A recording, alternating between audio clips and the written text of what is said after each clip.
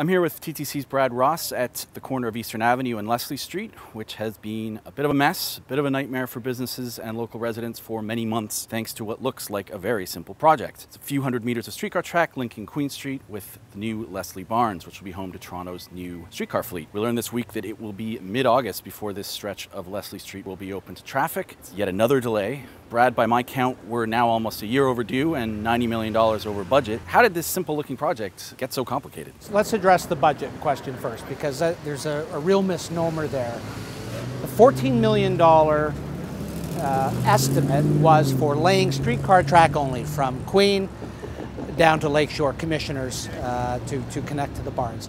That was before the project had any approval. It was about if we were going to build a Barns or a facility at Leslie and Lakeshore, we needed to have a connection track, that is a track that would allow streetcars to run in and out of the facility to Queen to begin their service. Only the track, that would be about $14 million. That was the starting point. Then the EA process began, the public consultations began with residents, businesses, and the city. And the city said to us, and Toronto Water said, but underneath this street is a 100-year-old sewer and water mains, and there's gas lines, and there's other infrastructure that needs to be addressed before you lay track. So the city said, before we do that, we need to replace that infrastructure that's below the street. And then the community said, but we'd also like some streetscaping, some landscaping. You're going to do this work, the sidewalk, when you do the whole project approvals, you know, this is what it's going to look like. We're going to do the sewer, we're going to do the water main, we're going to do all the infrastructure below the street that needs to be done. We're going to do all the landscaping.